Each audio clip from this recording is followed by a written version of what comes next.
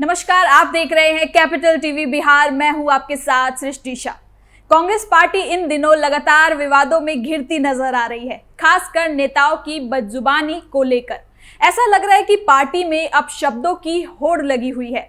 इसकी सबसे बड़ी वजह यह है कि राहुल गांधी समेत पार्टी के बड़े नेता और कार्यकर्ता खुले मंच से अपमानजनक भाषा का इस्तेमाल कर रहे हैं, लेकिन पार्टी नेतृत्व की ओर से इस पर कोई ठोस कार्रवाई नहीं की जा रही है।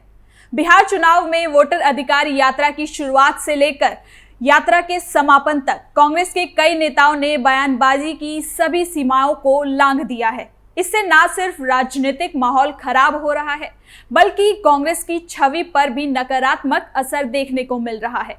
राहुल गांधी, जो खुद को युवा नेता बताते हैं, उनके द्वारा या उनके सामने की गई ऐसी भाषा को नजरअंदाज करना पार्टी की गंभीरता पर सवाल उठाता है।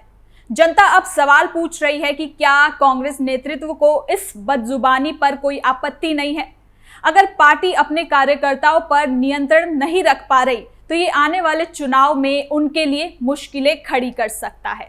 तो चलिए जानते हैं कि कांग्रेस कैसे बदजुबानी को अपना हिस्सा बनाते जा रही है और इस कड़ी में कौन कौन से नेता आगे शामिल हो रहे हैं। राहुल गांधी ने हाल ही के सालों में अपने भाषणों में प्रधानमंत्री नरेंद्र मोदी और उनकी सरकार के खिलाफ आक्रामक रुख को अपनाया है और उनकी एक कड़वाहट दिनों दिन बढ़ती जा रही है। वो भारत की अर्थव्यवस्था, राष्ट्रीय सुरक्षा, बेरोजगारी और सामाजिक मुद्दों पर सरकार की नीतियों की आलोचना करते हुए ये भूल जाते हैं कि लोकतांत्रिक तरीके से देश के एक चुने हुए प्रधानमंत्री के बारे में वो कितना कुछ अपमानजनक बोल जाते हैं। और प्रधानमंत्री मोदी की आलोचना करना सिर्फ राहुल गांधी तक ही सीमित नहीं, अगर देखा जाए तो इसका असर पूरे कांग्रेस पार्टी पर नजर आ रहा है। एक आम कार्यकर्ता से एक बड़े नेता तक राहुल गांधी की शैली को अपनाते नजर आ रहे हैं। कोई भी कुछ भी बोल जाता है। इसके बाद जाहिर है कि सवाल तो उठेंगे ही कि आखिर ऐसा क्यों और कैसे हो गया। राहुल हर रोज पीएम मोदी को तू तड़ाक, चोरी आदि कह रहे हैं। बिहार में निकाली जा रही वोटर अधिकार यात्रा में भी राहुल ने पीएम मोदी के खिलाफ जमकर तू तड़ाक वाले भाषा शब्दों का प्रयोग किया। प्रधानमंत्री चुप क्यों है? प्रधानमंत्री एक शब्द क्यों नहीं बोल रहा? क्योंकि प्रधानमंत्री वोट चोर है और वो जानता है कि हमने उसको पकड़ लिया है। जिसका असर ये हुआ कि छोटे नेता भी अपने मन की भड़ास निकाल रहे हैं।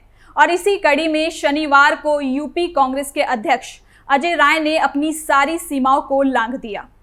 उत्तर प्रदेश कांग्रेस अध्यक्ष अजय राय 29 अगस्त को वाराणसी में आरएसएस प्रमुख मोहन भागवत के उस बयान पर प्रतिक्रिया दे रहे थे जिसमें संघ प्रमुख ने हर परिवार में 3 बच्चे करने की सलाह दी थी। जिसके बाद अजय राय ने बहुत ही अपमानजनक भाषा का इस्तेमाल किया जो बेहद शर्मनाक था। साथ ही ये भी आरोप लगाया कि आरएसएस में महिलाओं का सम्मान नहीं होता, जिसके बाद इस बयान ने सियासी हलचल को बढ़ा दिया और बीजेपी ने भी इस पर कांग्रेस की निम्न स्तरीय राजनीति को करार दिया। ये बयान उस समय निकल कर आया है जब बिहार में पहले से ही कांग्रेसी कार्यकर्ता पर भरी सभा में मन से पीएम मोदी की मां के लिए अपमानजनक शब्दों का इस्तेमाल किया गया, जिसके बाद बिहार में बीजेपी ने कांग्रेस की भाषा को मुद्दा बना दिया है। राहुल गांधी के लिए तू तड़ाक वाली शब्दावली को भी बीजेपी मुद्दा बना रही है। आमतौर पर बिहार में इस तरह की भाषा से कांग्रेस सामाजिक मुद्दों पर बहस छेड़ने की कोशिश कर रही है, पर इसका असर उल्टा होने की अब संभावना है। ये ध्रुवीकरण को बढ़ावा दे सकती है, जिसका फायदा बीजेपी को मिल सकता है। अब जरा कांग्रेस की इस रणनीति को समझते हैं कि आखिर क्यों कांग्रेस पिछले 2 सालों से इस तरह के अपशब्दों का इस्तेमाल कर रही है और आक्रामक हो रही है। इसके पीछे क्या वजह है?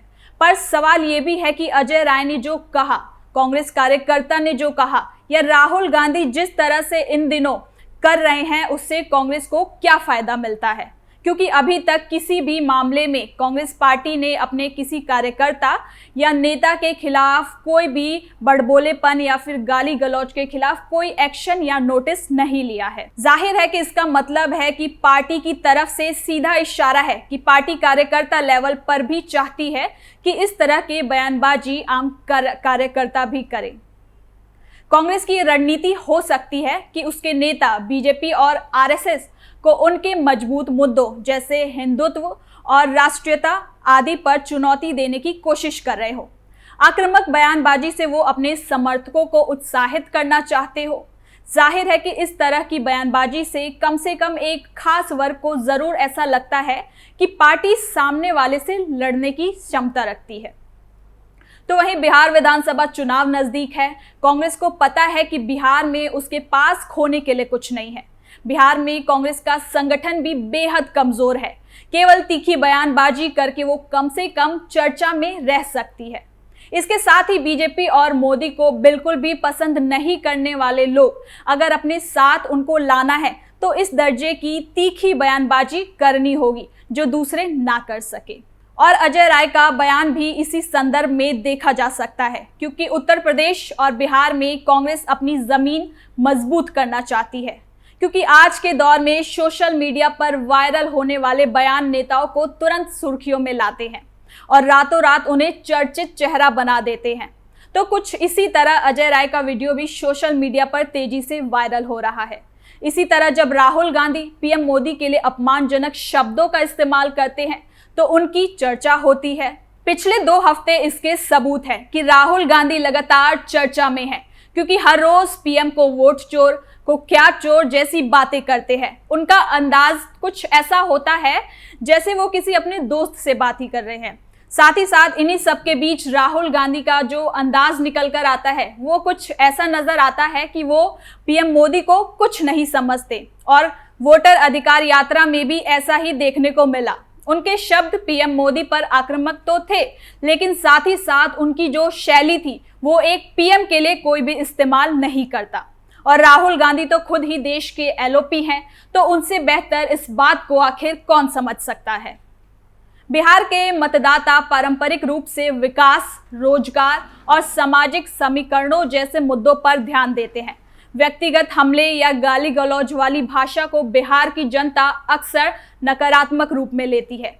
ऐसी भाषा बिहार में मतदाताओं को प्रभावित करने के बजाय कांग्रेस की छवि को और नुकसान पहुंचाती नजर आ रही है, क्योंकि ये गंभीर मुद्दा ध्यान भटकाती है। अब देखना होगा कि आने वाले समय में कांग्रेस क्या कुछ एक्शन लेती है इन नेताओं के खिलाफ। तो फिलहाल के लिए इस खबर में इतना ही। देखते रहिए कैपिटल टीवी बिहार।